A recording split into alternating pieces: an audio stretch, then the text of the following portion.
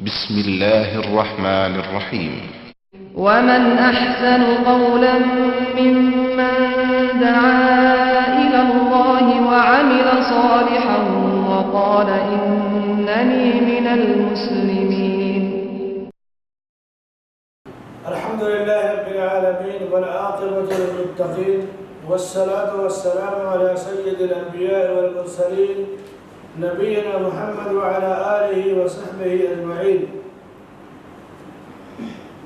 چلو يقول الشيخ محمد بن عبد الوهاب بن سليمان التميمي رحمه الله في كتابه كتاب التوحيد باب من سب الدهر فقد آذى الله.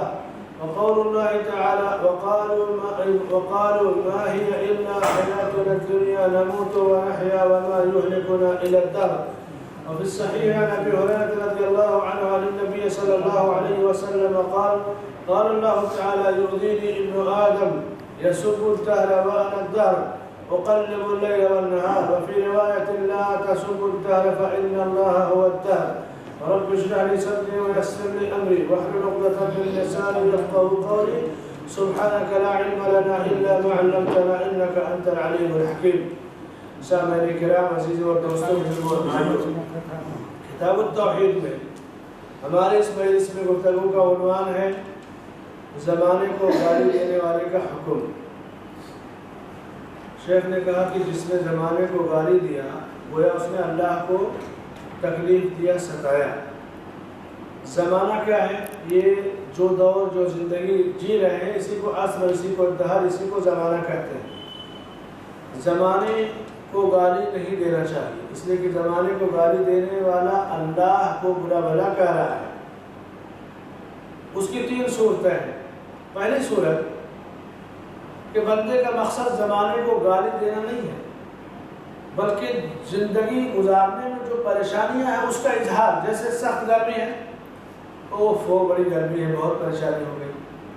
وہ زمانے کو نہیں کہہ رہا ہے، موسم کو دیکھ کر کے اپنی گرمی کا اظہار کر رہا ہے. یہ جائز ہے، اس میں کوئی حرج نہیں ہے. دوسری صورت کہ زمانے کو ہی گالی دے اور یہ عقیدہ رکھے کہ جو کچھ ہے یہ زمانے ہی کی وجہ سے ہے، یہ دنیا کی وجہ سے ہے، زمانے کی وجہ سے ہے، عصر اور دہر کی وجہ سے ہے، اور زمانہ ہی جسے چاہے اچھا وقت دکھائے جسے چاہے برا، تو یہ شرک ہے اور حرام ہے. اس لیے کہ زمانہ بذات خود یعنی وقت اور عصر یا حالات یہ بذات خود کسی چیز کا تصرف ان کے حق میں نہیں ہے، بلکہ اللہ رب العالمین کہتا ہے کہ میں زمانہ ہوں، یعنی اللہ کی طرف اس کی نسبت ہونی چاہیے. کوئی وقت یا کوئی صدی یا کسی صدی سے منسوب کر دے کہ بڑی ظالم صدی ہے یا یہ صدی بہت بری ہے، تو یہ درست نہیں ہے. اس لیے کہ زمانے کی نسبت اگر کوئی کرتا ہے اللہ کی خاطر کہ اللہ رب العالمین ہی سب کچھ کرتا ہے، اللہ ہی ہر چیز پر قادر ہے، تو درست ہے. تیسری صورت کہ زمانے پہ یہ عقیدہ نہ رکھے کہ زمانہ ہی سب کچھ کرتا ہے، یہ عقیدہ رکھے کہ اللہ تعالیٰ کرتا ہے مگر پھر بھی وہ زمانے کو گالی دے تو یہ بھی جائز نہیں ہے. یعنی زمانے اور وقت اور حالات میں گرمی سردی کا شکوہ کرے کوئی حرج نہیں. موسم یا وقت اور حالات کو ہی جاننے کہ یہی جو کچھ ہے اسی سے جو ہوتا ہے ہوگا، یہ بھی درست نہیں ہے. یعنی انسان اپنی زندگی میں الفاظ اور جملوں کی ترکیب کو درست طور پہ استعمال کرے. اللہ زمانہ کو الٹ پھیر کرتا ہے. اللہ رب العالمین ہی ہے جو زندگی کو پیدا کرتا ہے. یقلب اللیل والنہار، اور حالات کی تبدیلی. وَتِلْكَ الْأَيَّامُ نُدَاوِلُهَا بَيْنَ النَّاسِ، فرمایا یہ دن ہیں جو ہم لوگوں میں الٹتے پلٹتے رہتے ہیں. ایک آدمی 50 سال پہلے بمبئی میں سڑکوں پر چنا بیچ رہا تھا، آج وہ بمبئی میں کئی ٹاوروں کا مالک ہے. دوسرا شخص 200 سال پہلے ملک میں چند لوگوں میں مالداروں میں شمار ہوتا تھا، آج وہ بھیک مانگ کر کھانے پر مجبور ہیں۔ یہ چیزیں آپ اپنی آنکھوں سے دیکھ رہے ہیں، یہ اللہ کا نظام ہے۔ وَتِلْكَ الْأَيَّامُ نُدَاوِلُهَا بَيْنَ النَّاسِ۔ اللہ نے فرمایا کہ وَقَالُوا مَا هِيَ إِلَّا حَيَاتُنَا الدُّنْيَا نَمُوتُ وَنَحْيَا وَمَا يُهْلِكُنَا إِلَّا الدَّهْرُ۔ ہم تو دنیا کی زندگی جینے مرنے کے لیے تو ہے، لیکن ہمیں زمانہ ہی مارتا ہے، ہمیں زمانہ ہلاک کرتا ہے۔ تو اس سے جو مشرکین مکہ مراد لیتے تھے وہ وقت اور حالات کو کی طرف ان چیزوں کو منسوخ کر دیتے تھے۔ وَمَا يُهْلِكُنَا إِلَّا الدَّهْرُ، کہ یہ ہماری ہلاکت زمانہ کی وجہ سے ہے۔ یہ نہیں بلا کرتے کہ اللہ ایسا کرتا ہے، بلکہ لمبی زندگی ہو گئی، زمانے نے مار دیا اس کو۔ تو یہ لوگوں کے اندر یہ چیزیں موجود تھی، یہ عقائد موجود تھے۔ فرمایا کہ جو زمانے کو بنفسی گالی دے گی، زمانہ بڑا خراب ہو گیا۔ عربی کے شاعر نے کہا یقولون الزمان بہ فساد وما فسدوا وهم فسدوا زمان۔ لوگ کہتے ہیں زمانہ بڑا خراب ہو گیا، حالانکہ زمانہ خراب نہیں ہے، لوگوں نے زمانے کے اندر ظلم کیا، جب جبر کیا، خراب کام کیے، تو اب کہتے ہیں کہ زمانہ خراب ہو گیا۔ خراب تو اہل زمانہ ہے نا، زمانے کے لوگ خراب ہیں، زمانے کے کیا قصور ہے اس میں؟ ان الذين يؤذون الله ورسوله لعنهم الله في الدنيا والآخرة وأعد لهم عذابا مهينا۔ اب کوئی اللہ اور اس کے رسول صلی اللہ علیہ وسلم کو گالی دے یا ستائے یا تکلیف دے تو ایسی صورت میں ان پر اللہ کی دنیا اور آخرت میں لعنت برستی ہے۔ جو زمانے کو برا بھلا کہے گویا وہ اللہ کو تکلیف دیتا ہے، ستاتا ہے۔ اور اللہ کے رسول صلی اللہ علیہ وسلم فرماتے ہیں یؤذینی ابن آدم، مجھے بندہ ستاتا ہے، تکلیف دیتا ہے۔ یسب الدہر وأنا الدہر، وہ زمانے کو گالی دیتا ہے جبکہ میں ہی زمانہ ہوں۔ اقلب اللیل والنہار، دن اور رات کا الٹ پھیر میں ہی کرتا ہوں۔ تو گویا بندہ زمانے کو گالی دیتا ہے تو یہ اللہ کو تکلیف دیتا ہے۔ یہ عمل توحید کے منافی ہے، توحید کے معارض ہے۔ اور جب کوئی اللہ کو تکلیف دے تو اس سے یہ بھی ثابت ہوا کہ اللہ کو براہ راست بندہ کیسے ستائے گا، ستا نہیں سکتا، لیکن زمانے کو ستایا تو اللہ کہہ گویا کہ مجھے اس نے ستایا، مجھے تکلیف دیا، زمانے کو گالی گلوچ دیا۔ تو انسان کا جب لفظ ہو تو اس سے مرد اور عورت سارے لوگ مراد لیے جائیں گے۔ دنیا جب سے قائم ہے، اللہ نے انسان کو، آدم علیہ السلام کو مٹی سے پیدا کیا، یہ ہمارا عقیدہ ہے۔ اور جب حدیث میں پوچھا گیا کہ اللہ کے نبی صلی اللہ علیہ وسلم سے کہ اللہ نے سب سے پہلے اللہ کیا پیدا کیا، تو ہم نے کیا کہا؟ اول ما خلق اللہ القلم، اللہ نے سب سے پہلے قلم پیدا کیا۔ اس سے کہا لکھ، پوچھا کیا لکھو؟ کہا کہ اکتب مقادیر السماوات والارض، آسمان و زمین کی تقدیر لکھو۔ تو پھر قیامت پہ ہونے والی چیزوں کو اس نے لکھا۔ اب دنیا میں ایک طبقہ موجود تھا ڈارون کے نام سے، جیسے ڈارون کا نظریہ ارتقاء بڑا مشہور ہے۔ یہ اس قسم کی سوچ رکھنے والے لوگ کہتے ہیں کہ انسان کی اصل بندر سے ہے، انسان بندروں کی نسل سے، اور بندر بہت ساری چیزوں میں انسان سے بہت قریب ہے۔ لیکن اگر کوئی اس نظریے کی تائید کرے یا اس میں شک و شبہ میں پڑ جائے یا خاموش ہو جائے تو وہ مجرم ہے۔ اس لیے کہ ہمارا عقیدہ ہے کہ اللہ نے آدم کو اپنے ہاتھ سے پیدا کیا، دنیا پیدا کی، انما امرہ اذا اراد شیئا یقول له کن فیکون۔ ڈارون کا چاہے جو نظریہ ہو یا ڈارون کے ماننے والوں کا ہو یا اس قسم کی سوچ رکھنے والوں کا، یہ نظریہ باطل ہے، کھلا ہوا کفر ہے، کفر صریح ہے۔ اس لیے کہ قرآن اور سنت میں جو عقیدہ سکھایا گیا وہ آدم کی تخلیق کا ہے، انسان کے ترقی کر کے بندر سے انسان بننے کا عقیدہ یہ قرآن اور سنت کے سراسر خلاف ہے۔ فرمایا کہ وَأَنَا الدَّهْرُ، میں ہی زمانہ ہوں، یعنی وقت اور حالات کو الٹ پھیر کرنا۔ اقلب اللیل والنہار، یہ اللہ کے ہاتھ میں ہے۔ اب کوئی وقت کو گالی دے ہوا کو گالی دے، زمانے کو گالی دے، تو وقت یا ہوا یا زمانہ کوئی چیز نہیں، بلکہ ان کا خالق اور مالک اللہ ہے، گویا اللہ کو تکلیف دے رہا ہے بندہ۔ دوسری روایت میں اللہ کے نبی صلی اللہ علیہ وسلم نے فرمایا کہ لا تسبوا الدہر، زمانے کو گالی نہ دو، فإن اللہ هو الدہر، اللہ تعالیٰ ہی زمانہ یعنی وہی زمانے کو الٹ پھیر کرتا ہے، وہی معاملات کی تدبیر کرتا ہے، وہی لوگوں کے مسائل حل کرتا ہے۔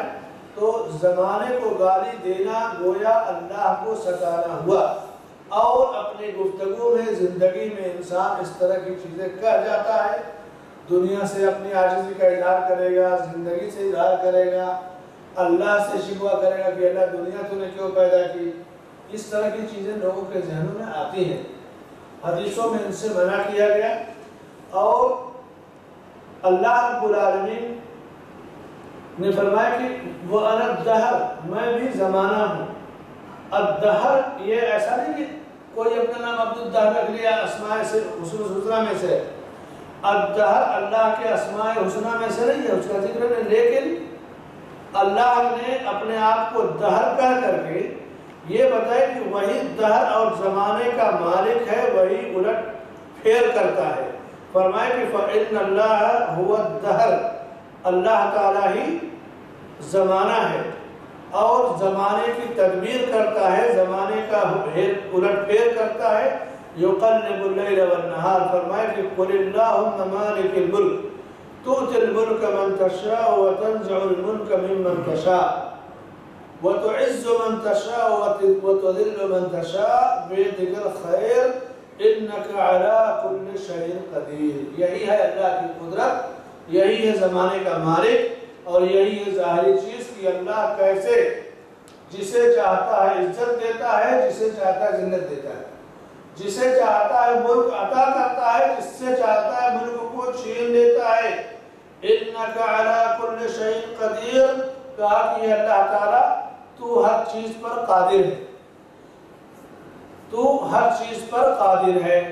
تو اس حدیث میں اور اس باب میں، اس مجلس میں جو گفتگو کی گئی کہ اللہ تعالیٰ نے زمانے کو گالی دینے سے جو ہے منع کیا ہے، اور اللہ رب العالمین کو ستانا یا تکلیف دینے میں سے یہ بھی ہے کہ بندہ کہے کہ زمانہ خراب ہو گیا یا زمانہ برا ہو گیا، اس قسم کے الفاظ نہیں استعمال کیے جانے چاہیے۔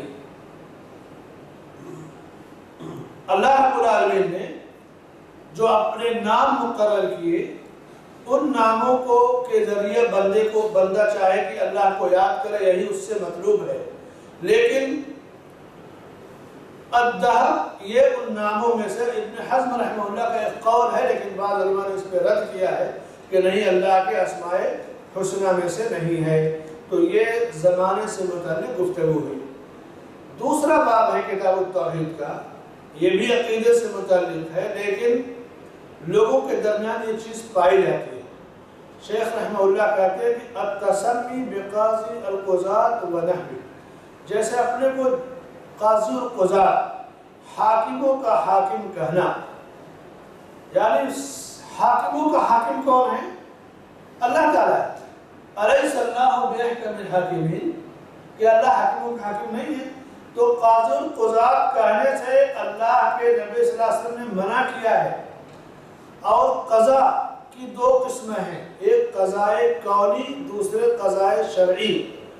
قضاء کونی کا مطلب کہ وہ فیصلہ اللہ نے اپنے پاور میں رکھا اور اس کا بندے کو اختیار نہیں، اور وہ چیز واقع ہو کر رہے گی۔ جیسے بنی اسرائیل کے بارے میں اللہ کا قضاء اور فیصلہ تھا نا، وَقَضَيْنَا إِلَى بَنِي إِسْرَائِيلَ فِي الْكِتَابِ لَتُفْسِدُنَّ فِي الْأَرْضِ مَرَّتَيْنِ، بنی اسرائیل کے بارے میں ہم نے لکھ دیا تھا کتاب میں کہ تم زمین میں فساد دو بار پھیلاؤ گے، دو بار تم فساد پھیلاؤ گے۔ کہ فساد کے بارے میں اللہ کا ایک فیصلہ ہو چکا تھا کہ یہ قوم اس طرح کا فساد پھیلائے گی۔ دوسرا قضاء شرعی، جو اللہ کا فیصلہ تو ہے مگر اس فیصلے کے نافذ کرنے میں بندے کو اختیار دیا گیا۔ بنی اسرائیل کے فساد کا جو فیصلہ تھا اس میں ان کا اختیار نہیں تھا، ان کی فطرت جبلت کو دیکھ کے اللہ نے ان کو اس جیسا مقرر کر دیا۔ مگر قضاء شرعی میں بندے کو اختیار دے دیتا ہے، جیسے وَقَضَى رَبُّكَ أَلَّا تَعْبُدُوا إِلَّا إِيَّاهُ وَبِالْوَالِدَيْنِ إِحْسَانًا، اور تمہارے رب کا ایک فیصلہ ہے، قضا ہے کہ عبادت صرف اللہ کی کرو اور والدین کے ساتھ حسن سلوک کرو۔ یہ اللہ کا فیصلہ تو ہے، لیکن اس فیصلے کے نافذ ہونے میں شرعی اور تشریعی فیصلے میں اللہ نے بندے کو اختیار دے دی۔ اب چاہے تو عبادت کرے، چاہے تو نہ کرے، چاہے تو ماں باپ کی مانے، چاہے تو نہ مانے، لیکن اللہ نے بندے کو اختیار دے دیا۔ تو اللہ کا کوئی فیصلہ ہے تو اسے نافذ کیا جائے گا۔ اب کوئی شخص اپنے آپ کو قاضی القضات، حاکم الحکمہ، یا اسی طرح سے کچھ لوگ کہتے ہیں نا شہنشاہ عالم، یعنی اپنے آپ کو شہنشاہ کہنا، تو چاہے قاضی القضات کا لفظ ہو چاہے شہنشاہ کا لفظ ہو، دونوں سے منع کیا گیا حدیثوں میں۔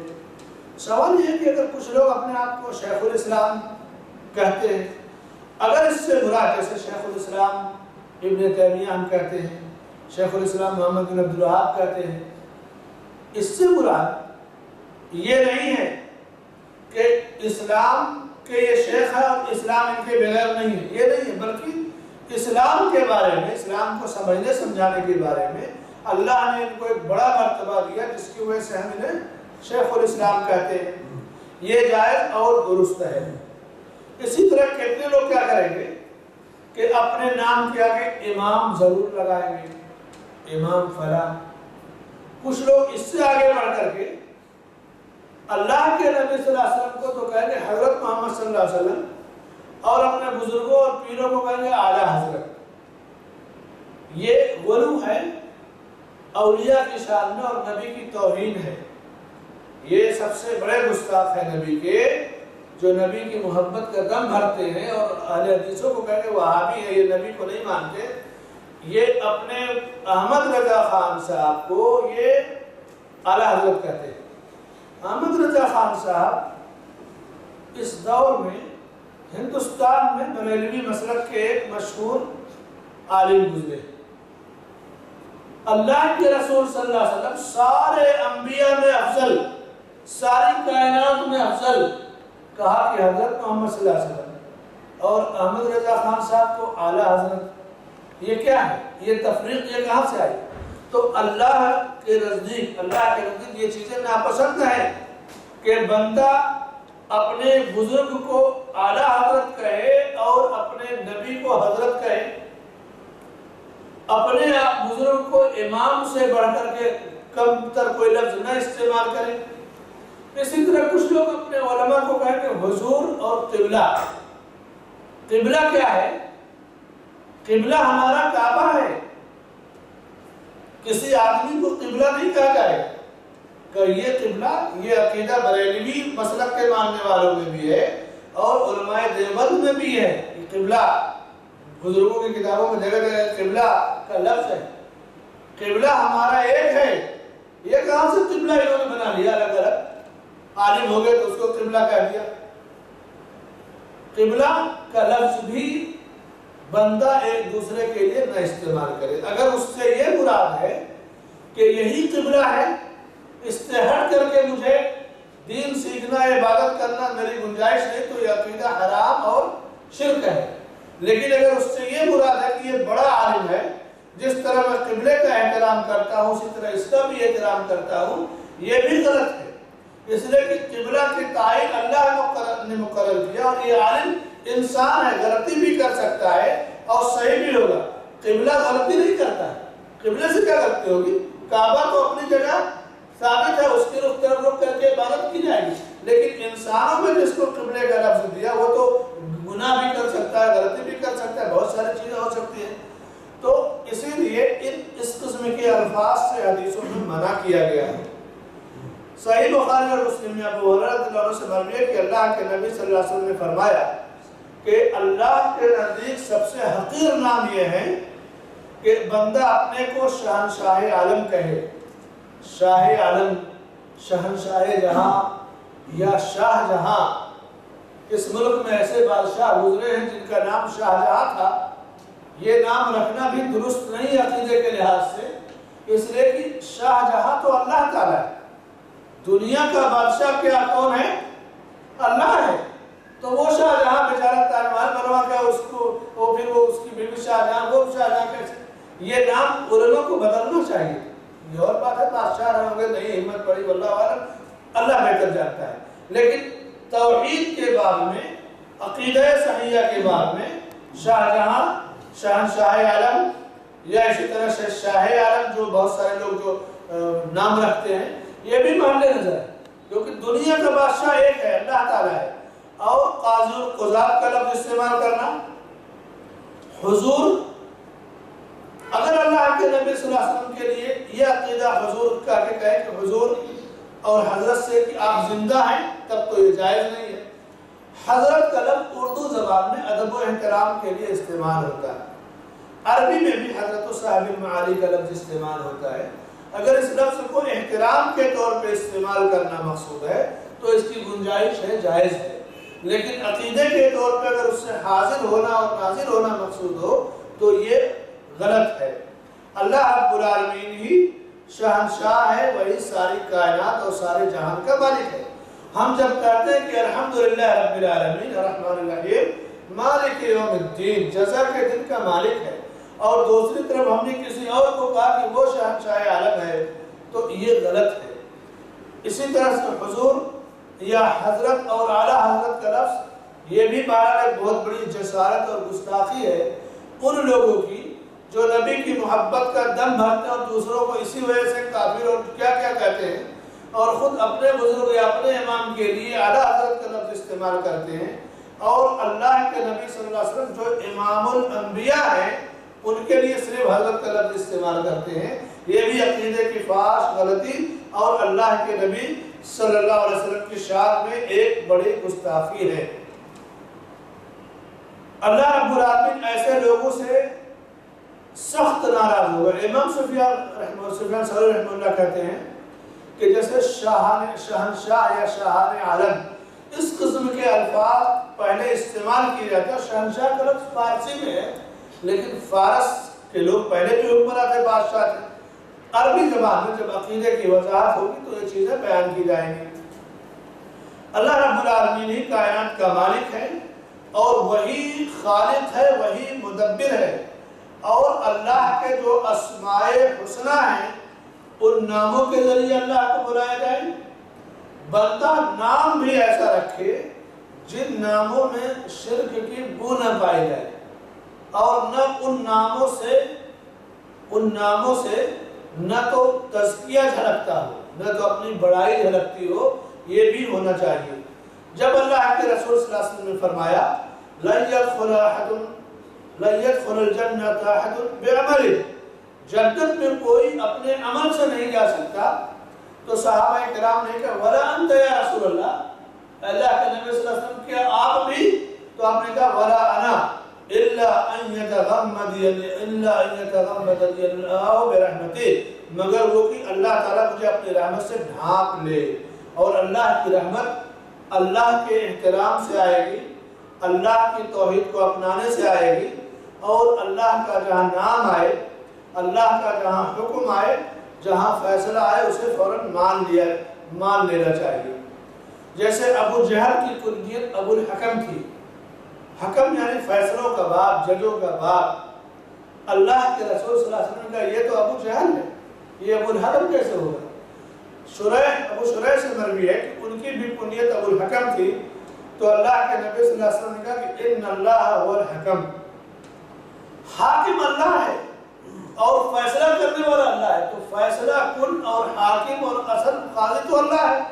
وَإِلَيْهِ الْحُكْمُ، اور اسی کا حکم ہے، اسی کے لیے اسی کا حکم چلتا ہے. اس کے بعد پوچھا تمہارے بچے کتنے ہیں، کون کون ہیں؟ تو بتایا کہ فلاں فلاں عبداللہ یا مسلم و شریح. تو کہا کہ تم اپنی کنیت ابو شریح رکھ لو. ابو الحکم کنیت بدل دیا. نام اگر غلط رکھ دیا گیا یا توحید سے وہ نام ٹکراتا ہو وہ نام بھی بدل دیا جائے گا. بہت سارے لوگ بادشاہوں کا نام فخر کے طور پہ رکھتے ہیں کہ بادشاہ کا میرا نام یہ ہے. یہ بھی جائز نہیں. کچھ لوگ حکمرانوں کے نام یا فلم اسٹاروں کے نام فخر کے طور پہ رکھتے ہیں. یہ بھی جائز نہیں. احب الاسماء الى اللہ عبداللہ و عبد الرحمن، اللہ کے نبی صلی اللہ علیہ وسلم فرماتے ہیں کہ اللہ کے نزدیک سب سے بہترین نام عبداللہ اور عبد الرحمن ہے، وہ ایسر و حارث و حمام، اور سب سے آسان حارث اور حمام ہے۔ اللہ کے ہاں آسان نام اور پسندیدہ جو نام ہے ان ناموں کو رکھنا چاہیے۔ اردو زبان میں بہت سارے لوگ ان ناموں سے کچھ ایسے مفہوم پیش کرتے ہیں کہ نام ایک برا آدمی اگر اچھا نام رکھ لیتا ہے اور برائی کرتا ہے اور کہے کہ فلاں صاحب کا یہ نام تھا، وہ اس طرح کے باکمال تھے، ایسے لوگوں کو اللہ سے ڈرنا چاہیے۔ اس وقت کتنے ایسے لوگ ہیں جو دہریہ ہیں اور امت کے لوگ ان کے ناموں سے دھوکہ کھا جاتے ہیں۔ جسٹس ہدایت اللہ جیسے لوگ بھی ہمارے ملک میں گزرے، اور کون حمید دلوائی اور کیسے کیسے لوگ بھی گزرے اس دنیا کے اندر کہ ان کے ناموں سے مسلمانوں نے دھوکہ کھایا۔ تو نام اول تو اسلامی ہونا چاہیے، اس کردار کی چھاپ بھی ہونی چاہیے، اور اگر دھوکہ کوئی دے رہا ہے تو وہ دھوکہ صحیح معنوں میں دھوکہ لوگوں کو اور اللہ کو نہیں دے رہا، خود دھوکہ کھا رہا ہے۔ مرنے کے بعد تو اسے بھگتنا پڑے گا۔ اللہ کے نبی صلی اللہ علیہ وسلم نے ان سے پوچھا تم ابو الحکم نہیں ہو، بتاؤ کہ تمہارے بچے کتنے ہیں، کون کون؟ کہا مسلم اور عبداللہ اور شریح، اس طرح سے کہا تو کہا کہ تم ابو شریح ہو، کہا کہ مسلم شریح اور مسلم اور عبداللہ۔ کہا بڑا کون ہے تو کہا شریح، کہا تم ابو شریح ہو۔ یعنی بڑے بچے کے نام پہ کنیت رکھنی یہی بہتر ہے۔ کسی کو کسی کام سے منع کیا جائے تو اس کا بدل ہونا چاہیے۔ انہوں نے ان کی کنیت ابو الحکم تھی، آپ نے نہیں کہا کہ بس غلط ہے بدل رکھو، نہیں، کنیت سے بلانا عرب میں پسندیدہ عمل تھا۔ آج بھی عرب میں لوگ کنیت سے بلاتے ہیں، نام نہیں لیتے۔ بڑے بڑے جو لوگ ہیں یا چھوٹے درمیانے ایک دوسرے کو محبت میں کبھی نام نہیں لیتے، کنیت سے ابو فلاں ابو فلاں۔ آپ نے ان کا بدل دیا اور کہا تم ابو شریح ہو۔ معلوم یہ ہوا کہ کسی کو اگر کسی کام سے روکا جائے تو اس کا بدل دیا جائے۔ ہم لوگ سعودیہ میں 1993-94 جب دعوت و تبلیغ کا کام کرنے گئے تو بازاروں میں یا لوگوں کے پاس جاتے تو اس زمانے میں گانے کی کیسٹیں، ہر گانے کی کیسٹ فوراً پہنچ جائے۔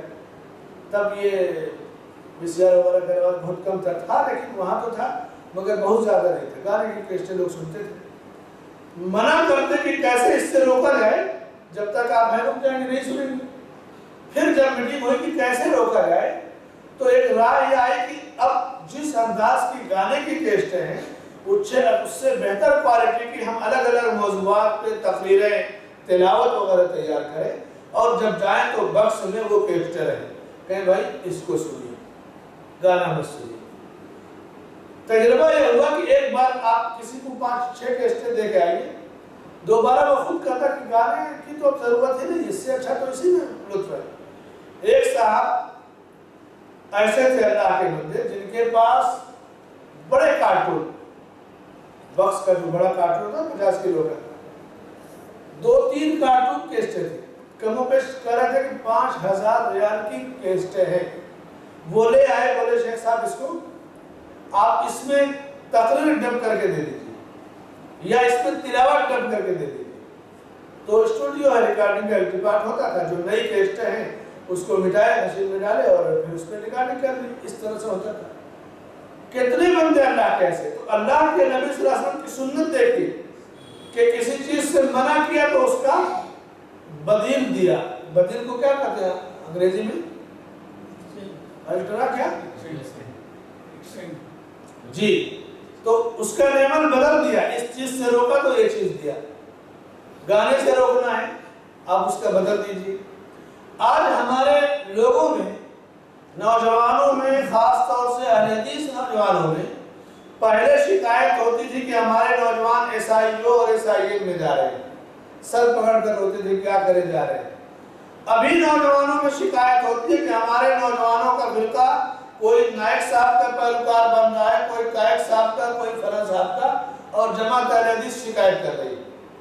شکایت سے کوئی فائدہ نہیں۔ SIO جب عروج پر تھی، SIO میں اہل حدیثوں کو، نوجوانوں کو جانے سے کوئی نہیں روک سکا، اور آج بھی جو نئے جو جن مبلغین ہیں بمبئی میں، حیدرآباد میں، کہاں شکایت کرنے سے فائدہ نہیں۔ سنت کیا ہے کہ آپ نوجوانوں کو کام کی فیلڈ دیجئے، کام کا موقع دیجئے، ان کی صلاحیتوں سے فائدہ اٹھائیے۔ جب آپ اپنے نوجوانوں کی صلاحیتوں سے فائدہ نہیں اٹھائیں گے تو جو صلاحیت جس میں ہے، جو کام کر رہا ہے، چاہے اچھا کرے چاہے خراب، ٹیڑھا کرے چاہے سیدھا، یہ حکم اور یہ مسئلہ اپنی جگہ ہے، لیکن وہ تو ان سے فائدہ اٹھائے گا۔ نوجوان کے مزاج کو کام چاہیے، میدان چاہیے۔ میدان جب نہیں دیں گے تو پھر ظاہر سی بات ہے کہ وہ کوئی دوسرا انہیں اپنے میدان کے لیے استعمال کرے گا۔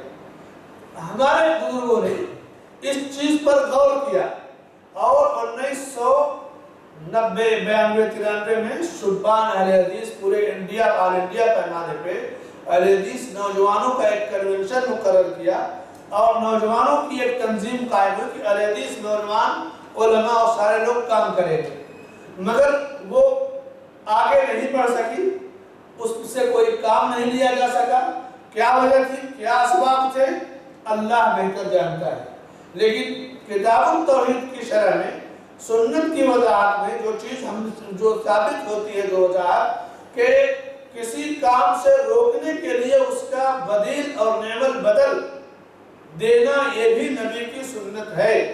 کسی چیز سے بچے کو آپ روکیں کہ تم فلاں کے پاس جا کے مت بیٹھو، ایک دو بار مان جائے گا، لیکن آپ یہ سوچیں کہ وہاں کیوں جاتا ہے، فلاں لڑکوں سے اس کی دوستی کیوں ہے، کیا اسے وہاں جا کر اسے کیا ملتا ہے۔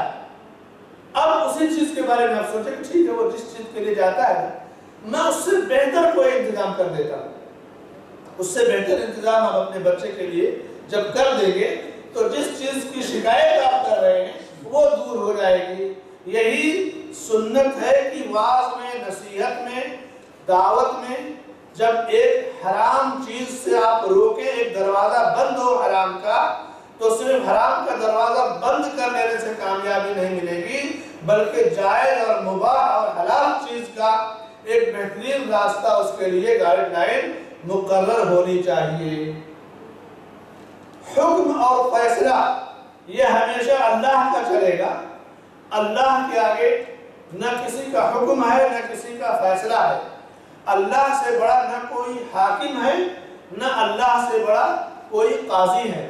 اللہ قاضی بھی ہے اور اس کے قضاء اور فیصلے کی دو صورتیں بتایا، قضائے کونی اور قضائے شرعی ہے، اور حاکم ہے وَلَهُ الْحُكْمُ، اسی کے لیے حکم ہے، وَإِلَيْهِ تُرْجَعُونَ، اسی کی طرف تمہیں لوٹ کر جانا ہے۔ أَلَيْسَ اللَّهُ بِأَحْكَمِ الْحَاكِمِينَ، کیا اللہ حاکموں کا حاکم نہیں ہے؟ یہ ہمارا عقیدہ ہے اور یہی توحید ہے، یہی سنت ہے۔ اللہ سے دعا ہے کہ اللہ تعالی ہمیں توحید پہ قائم رہنے کی توفیق عطا فرمائے، اور دعوت کے باب میں، توحید کے باب میں جو کاہلی ہو رہی ہے، ظاہر سی بات ہے کہ اس کی گرفت صلاحیت اور استطاعت اور عہدے منصب کے لحاظ سے جو جس صلاحیت کا مالک ہے اسی لحاظ سے اس کی گرفت ہوگی۔ اللہ ہمیں اپنی امان میں رکھے اور ہر قسم کی گرفت اور پکڑ اور سزا سے ہماری حفاظت فرمائے، توحید کی پختگی اور عقیدے کی سلامتی عطا فرمائے۔ آمین۔ وصلی اللہ علی نبینا محمد وعلی آلہ وصحبہ اجمعین۔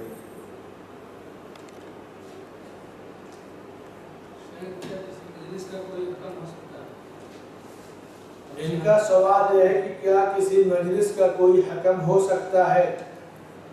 بالکل ہو سکتا ہے۔ ایک مجلس ہے، کوئی فیصلہ نہیں ہو رہا ہے تو کسی کو آپ حکم بنا دیں کہ آپ جو فیصلہ کریں گے ہم مانیں گے، لیکن یہ اعتماد ہو کہ یہ فیصلہ قرآن سنت کی روشنی میں کریں گے، یا وہ اپنا عام معاشرتی مسئلہ ہے تو درست فیصلہ کریں گے، انصاف کے ساتھ کریں گے، تو حکم مجلس کا بنایا جا سکتا ہے۔ تقریری مقابلہ ہوتا ہے تو 2 جج 3 جج مقرر ہوتے ہیں، وہ ایک تربیتی انداز کا وہ پروگرام ہوتا ہے۔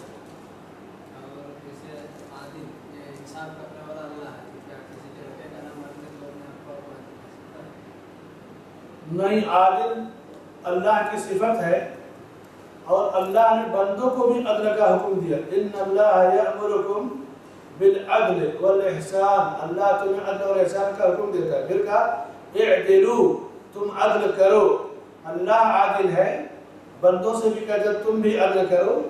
تو یہ اللہ کی صفات میں سے ہے کہ بعض اوصاف ایسے ہیں جو بندوں کے پاس بھی ہیں، ان کے ہیں اور اللہ کے بھی ہیں۔ کیا اسلام کو محمد عادل یا عبد العادل کہنا چاہیے؟ صرف عادل کہیے، محمد کہیے، محمد عادل کہیے، کوئی حرج نہیں۔ یا عبد العادل؟ عبد العادل نہیں، اسماء الحسنہ میں سے نہیں ہے۔ شاہدین کا مطلب کیا ہوگا؟ جی شاہدین شاہ دین، دین کا بادشاہ نام رکھ سکتے ہیں؟ نہیں رکھنا چاہیے۔ دین کا بادشاہ کیسے؟ شاہ نواز اور اس وہ بھی شاہ نواز بھی نہیں رکھنا چاہیے۔ شاہ نواز، شاہ جہاں، شاہ عالم، یہ سب نام نہیں رکھنا چاہیے۔ جب تک زندہ تھے تو جیسے عبد الشکور نام اور مرنے کے بعد عبد الشکور شاہ نام رکھتے ہیں، یہ کہاں تک صحیح؟ شاہ جو ہے ایک سرنیم ہے ہندوستان میں، شاہ، اس کی ہر سرنیم کا 2-3 جو ہے اس کی کوالٹی ہوتی ہے۔ ایک شاہ جو شاہی خاندان سے ہوتے تھے، شاہ اسماعیل، شاہ ولی اللہ، یہ شاہی خاندان تھا۔ ایک شاہ جو ہے ہمارے یوپی کے بعض علاقوں میں جو فقیر طبقہ ہے وہ بھی اپنے آپ کو شاہ لکھتا ہے۔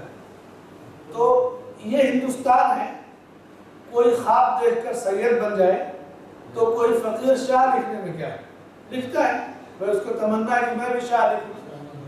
ایک آدمی ہریجن سے مسلمان ہوا، پوچھا گیا کیا پسند کرو گے، کہا میں خان لکھوں گا، تو وہ خان ہو گیا۔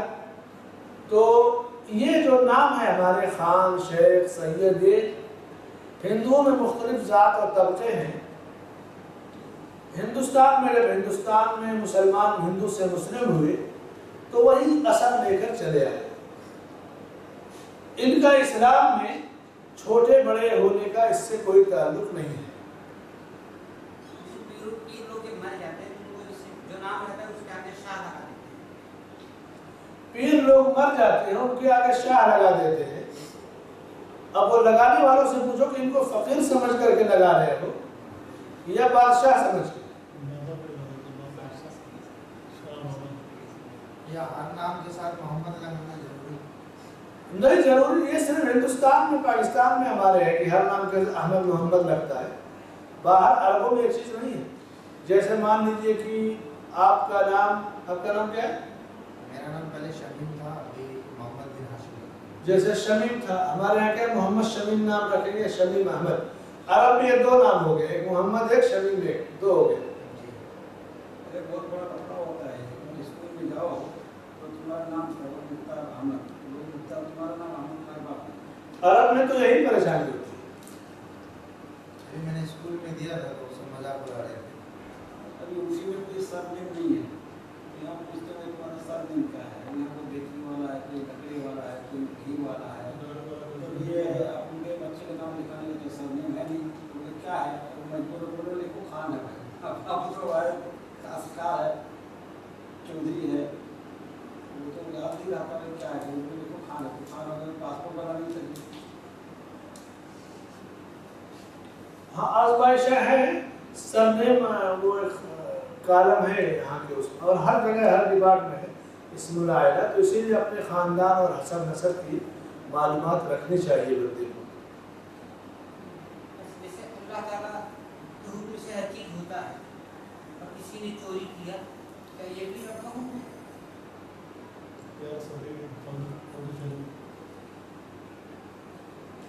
قضاء شرعی میں کیا بتایا میں نے؟ عبادت کرنا، ماں باپ کی اطاعت کرنا، یہ اللہ کا حکم ہے، مگر یہ حکم ایسا ہے کہ بندے کو اللہ نے اختیار دے دیا۔ کچھ آرڈر ایسے ہوتے ہیں جیسے کہ اس میں جس کو آرڈر دیا جاتا ہے کچھ اختیار ہے، تمہاری مرضی، ایسے بھی کر سکتے ہو، ایسے بھی نہیں بھی کر سکتے ہو، میں صرف حساب لوں۔ کچھ آرڈر ہے کہ نہیں اس میں پورا کرنا ہے، تو چوری کرنا اللہ نے منع کیا ہے انسان کو۔ اب انسان کر رہا ہے چوری، ظاہر سی بات ہے کہ اللہ کے حکم کی نافرمانی کر رہا ہے۔ اب وہ کہے کہ میری تقدیر میں نہیں کہا تھا، اللہ نے کہا تھا تبھی تو چوری کیا۔ عمر رضی اللہ عنہ کے زمانے میں ایسا ہوا کہ ایک آدمی نے چوری کیا اور اس کا ہاتھ کاٹنے والا معاملہ تھا. تو ابھی کے سوال سے ملتا جلتا اس کا بھی سوال تو کہا کہ خلیفۃ المسلمین میرا ہاتھ کیوں کاٹے؟ میری تقدیر میں لکھا تھا چوری کرنا، اس لیے میں نے چوری کیا. تو عمر رضی اللہ عنہ کہا کہ کوئی بات نہیں، تمہاری تقدیر میں ہاتھ کاٹنا بھی لکھا ہوا، اس لیے ہاتھ کاٹے گا، ختم معاملہ.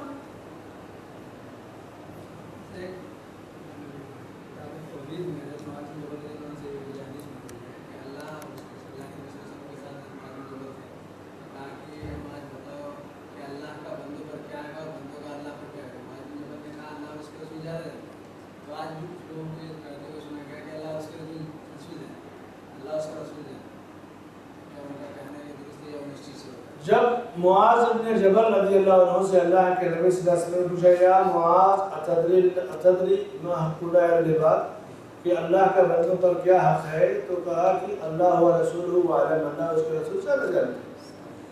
اللہ کے نبی نے ان سے سوال کیا اور انہوں نے جواب دیا. کیا آج اللہ کے رسول صلی اللہ علیہ وسلم ہم سے پوچھ رہے ہیں؟ ہم سے نہیں پوچھ رہے تو ہم کیا کہیں گے؟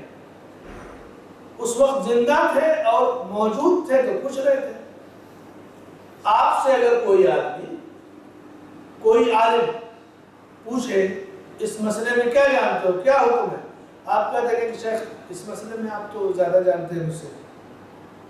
اس عالم کے مرنے کے بعد بھی آپ کہیں کہ حضرت آپ اس مسئلے میں مجھ سے زیادہ جانتے ہیں، درست ہوگا؟ یہی معاملہ ہے. معاذ بن جبل رضی اللہ عنہ سے نبی صلی اللہ علیہ وسلم کی دو گفتگو ہو رہی ہے. کہا اللہ و رسولہ عالم.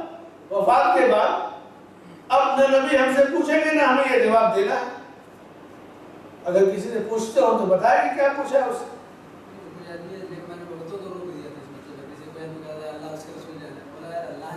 صرف اللہ جانے.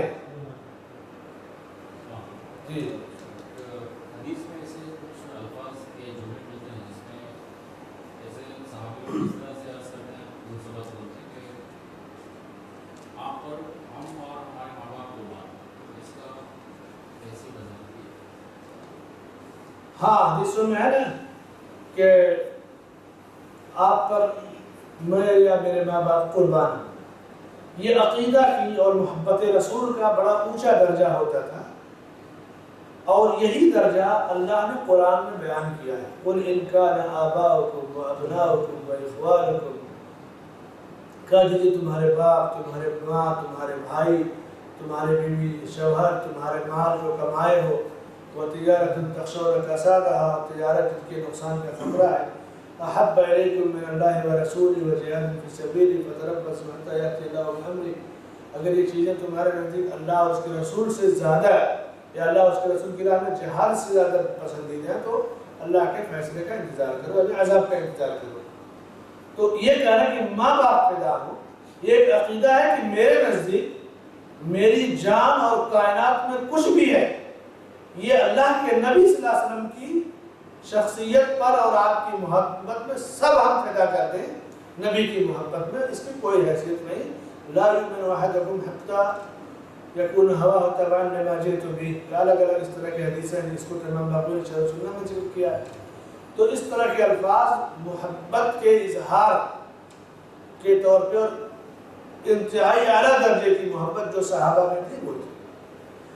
آج ہم کہہ سکتے ہیں کہ اللہ کے نبی صلی اللہ علیہ وسلم پر میں اپنا مال، اولاد سب کچھ قربان کر سکتا ہوں جب ضرورت پڑے. یہ عقیدہ ہم رکھ سکتے ہیں. نبی ہمارے سامنے موجود نہیں، ہم کہیں یار نبی صلی اللہ علیہ وسلم آپ پر میں فدا ہوں یا میرا مال، اولاد، جان، ماں باپ سب فدا ہوں، کیونکہ نبی صلی اللہ علیہ وسلم موجود نہیں کہ ہم ان سے خطاب کریں. لیکن یہ عقیدہ ہونا چاہیے اور نبی سے یہی محبت ہونی چاہیے کہ نبی کی محبت کی خاطر یا نبی صلی اللہ علیہ وسلم کی شان میں گستاخی ہو اور اس کی حفاظت کی خاطر یا احترام کی خاطر، دفاع کی خاطر تن من دھن جس چیز کی قربانی کی ضرورت پڑے ہم تیار ہیں. جو صحابہ کا عقیدہ تھا محبت کی، اسی کی ضرورت آج بھی ہے اور وہی محبت رسول کا اعلیٰ درجہ ہے. ایسا نہیں کہ محبت رسول میلاد کے نام پہ چندہ جمع کر کے کچھ کھاؤ، کچھ جھنڈی لگا دو اور اس کے بعد پھر دوسروں کو وہ تو وہاں بھی ہے، اردو کا ایجنٹ ہے، وہ نہیں محبت رکھتا ہے. چندہ جمع کرنے کیا ہے. پچھلے سال جو ہے نا ایسے محرم کے موقع پہ یہاں سے درس دے کے گیا تو بائک اللہ اسٹیشن پہ 2-3 بچے ایسے ڈبہ لے کے آئے. ٹیکسی سے گیا میں یہاں سے دیر ہو جاتی ہے تو میں نے وہی ٹیکسی تو پکڑ لیا. نہیں تو ابھی تو ماشاءاللہ ہمارے نوجوان बाइक लेकर के काफ़ी हद तक तैयार रहते हैं, तो बड़ी आसानी हो गई। ये शुरू की बात है। तो लाइट अब्बा चंदा चाहिए, चंदा। मैंने कहा कैसा चंदा? बोला वो मुहर्रम का चंदा है, इमाम हुसैन का। तो मैं कहा इमाम हुसैन रज़ियल्लाहु अन्हु तो उनके लिए तो सदका और चंदा हराम था आले रसूल के लिए, तो फिर तुम चंदा क्यों मांग रहे हो? सटपटाए। मैं कहा इमाम हुसैन के नाम में चंदा मांगोगे? उनको इतना तुमने गरीब मिस्किन बना दिया कि उनके लिए चंदा मांग रहे हो? अगर तुम्हें वाकई तुम्हें मोहब्बत है तुम्हारे माँ बाप पर, तो कहो जाओ अपनी जेब से खर्च करें जहाँ जरूरत है खर्च करने की। कुछ कहा नहीं लोगों ने, समझ गए कि कच्चा बाहरी आदमी है, तो फिर क्या? उसके बाद मैं अपने रास्ते पर, वो अपने रास्ते पर। कुछ कहते हुए मैं कहूँ कि हमारे माँ बाप कुर्बान अल्लाह के नबी को उन्होंने अपना बेहतरीन दीन दिया, ऐसा कहें।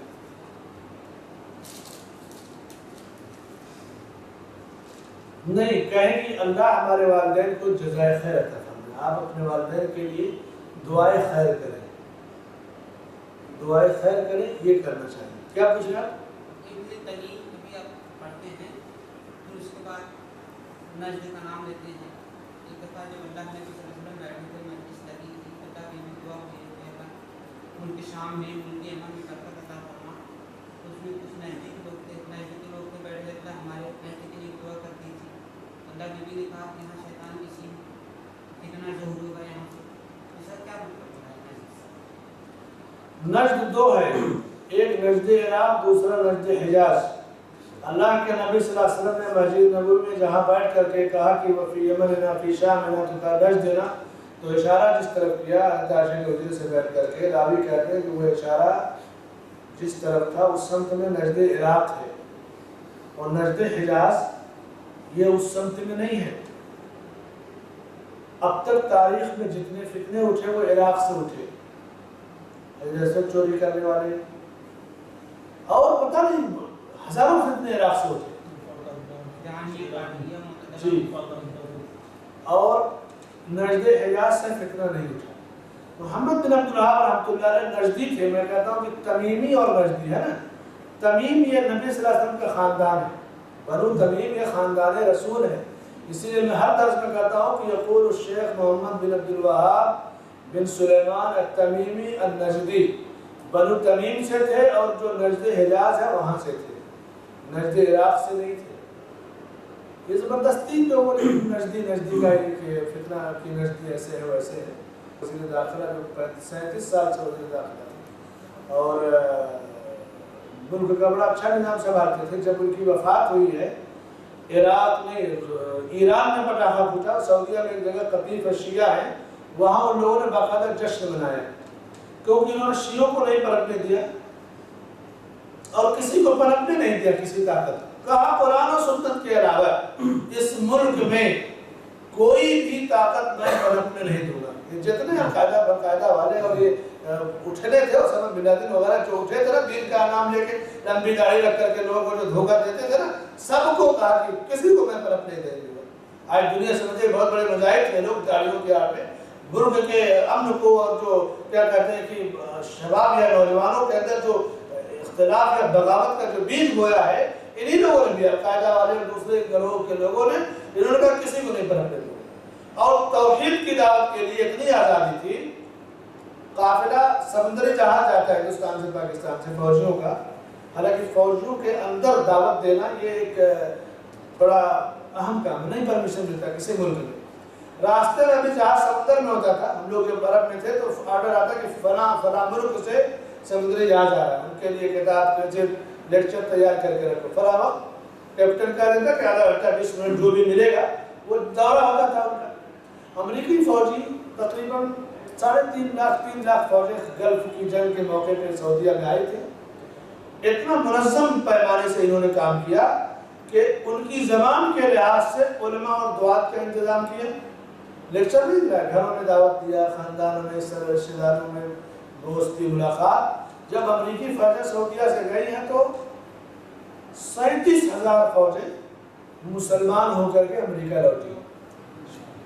ये सब खूबियाँ हैं। मीडिया वाले ये वहाँ भी है, दुश्मन है, यहूद के एजेंट है, इसका ये वो, भलाई और अच्छी खबर को कोई नहीं फैलाता। इन खबरों का मैं शायद, मैंने वहाँ 15-16 साल का अरसा गुजारा, دعوت کے فیلڈ میں تھا، اور وہ لوگ جو امریکیوں میں دعوت دیتے درس دیتے وہ تو ہم لوگ کی باقاعدہ ٹریننگ ہوتی تھی، کوئی اونچا دائی ہے تو ہمیں ٹرین کرتا، کوئی چھوٹا ہے تو ہم لوگ ٹرین کرتے، تو مجلسیں ہوتی تھی، اور واپس جاتے جاتے یہ کہا یہاں تک کہ خود امریکہ کو جو سب سے زیادہ خوف ہوا کہ کہیں ایسا نہ ہو کہ میری پوری فوج ہی اسلام قبول کر کے آ جائے، تو پھر کیا ہوا 9/11 کا حادثہ اور ڈرامہ رچا گیا کہ اسلام یا مسلمانوں کو اتنے منظم پیمانے پہ جو ہے بدنام کیا جائے کہ امریکی فوجیوں میں اسلام قبول کرنے کی جو رفتار ہے وہ رک جائے۔ اسلام کی قبولیت کی جو رفتار تھی اتنی تیزی سے اسلام کو رسوا کیا گیا، مسلمانوں کو ٹارچر کیا گیا، اور کیا کیا نہیں کہا گیا، دہشت گردی یہ وہ، اور اس کی ایک قسم ہندوستان میں بھی تھی، ہندوستانی مسلمانوں کو نوجوانوں کے ساتھ بہت بڑے بڑے مظالم کیے گئے۔ یہ ایک برانچ تھی کہ کہیں بھی مسلمان ہو اس کو رسوا کرو، ٹارچر کرو، بدنام کرو، کہ اسلام پھیلتا ہوا جو سیلاب ہے تیزی سے جو لوگ مسلمان ہو رہے ہیں اس پر روک لگ جائے، اس پر روک لگ جائے۔ اسی کے لیے 9/11 کا ڈرامہ رچا گیا تھا، یہ اسلام کے بڑھتے سیلاب کو روکنے کے لیے۔ تو امیر نائب رحمۃ اللہ علیہ کے بارے میں بات ہو رہی تھی، ایک ایسا حکمراں جس نے ملک میں توحید و سنت کی دعوت کے لیے کھلی آزادی دے رکھی تھی، اور شیعہ نے جشن منایا ہے ایران میں بھی اور قطر میں بھی۔ یہ ان کی وفات کے دن پٹاخے پھوڑے، یہ مر گیا اس لیے کیونکہ کہا کہ میں پلٹنے نہیں دوں، کسی چاہے قاعدہ ہو چاہے بدعتی ہو چاہے قادیانی ہو۔ قادیانی گئے خاموشی سے دعوت دینے کے لیے، جب رپورٹ دی گئی تو کہا 24 گھنٹے کے اندر ملک کو خالی کرنا، ہمارے اس ملک میں قادیانیت یا کوئی بھی باطل دعوت نہیں ہونی چاہیے۔ بڑی محنت سے توحید کی دعوت جو ہے حفاظت کی جاتی ہے اور اس کو پھیلایا جاتا ہے۔ شیولنگ کے پجاری یہ کہتے ہیں کہ جو کعبہ میں حجر اسود رکھا گیا ہے وہ بھی ایک لنگ ہے، اور اس کی وہ بیچارے نہیں جانتے کہ کعبہ میں جو حجر اسود ہے نہ تو ہم اس سے مانگتے ہیں نہ نفع نقصان کی امید کرتے ہیں، طواف کرتے ہیں، طواف سے وہیں سے شروع کرتے ہیں، مسجد کے گیٹ میں داخل ہو گئے، جو پتھر وہاں لگا ہے پہلا تو ہے آدمی اسی پہ اس کا پیر پڑے گا، جو پتھر زمین پہ ہے سجدہ اسی پہ پڑے گا، یہ جو ٹائلس لگا ہے بیٹھیں گے اسی پر۔ عمر رضی اللہ عنہ نے صاف کہہ دیا تھا کہ انی لأعلم انک حجر، میں جانتا ہوں کہ تو پتھر ہے، نہ نفع پہنچا سکتا ہے نہ نقصان، میں نے اگر اللہ کے نبی صلی اللہ علیہ وسلم کو تیرا بوسہ لیتے ہوئے نہ دیکھا ہوتا تو میں بوسہ نہیں لیتا، لیکن میں اپنے نبی کی پیروی میں تیرا بوسہ لے رہا ہوں۔ اس پتھر سے نفع نقصان کی امید نہیں ہے، ایک سنت اور ایک علامت آپ نے کہا کہ یہاں سے طواف شروع کرو، بس بوسہ لینے سے چھونے سے چومنے سے ایسا نہیں کہ اس سے ہمارا کوئی کام ہو جائے گا یا وہ حجر اسود نفع نقصان پہنچائے گا۔ کرامتہ کا فتنہ یہ بھی رابطہ تھا، نجد رابطہ کہ حجر اسود ہی چورا کے لے کے بھاگ گئے تھے، حجر اسود ٹوٹا ہوا ہے، قریب سے دیکھے گا ٹوٹا ہے، جوڑا ہوا ہے، تو اگر ایسا ہی تو حجر اسود اٹھا کے لوگ اپنے گھر میں لے آئے، ان کا سارا کام نہیں ہو جائے گا۔ اگر حجر اسود ہی دینے والا ہوتا تو پھر حجر اسود کی جنگ ہو جائے کہ مجھے بھی ایک ٹکڑا چاہیے، مجھے بھی ایک ٹکڑا چاہیے۔ اللہ کی قوت ہے اور وہی حجر اسود کا بھی مالک ہے، کعبے کا بھی مالک ہے، ایک دین ہے، ہم غلام ہیں، لا الہ الا اللہ محمد رسول اللہ کا کہ ہم نے غلامی قبول کیا، ہم اسی کے پابند ہیں، جیسا اللہ نے کہا ہے وہ ایسا ہی کرتے ہیں، شرک سے برات کا اظہار کرتے ہیں، اتباع سنت یہ ہماری زندگی کا مشن ہے۔ سبحان اللہ سبحانک اللہم و بحمدک اشہد ان لا الہ الا انت استغفرک و اتوب الیک۔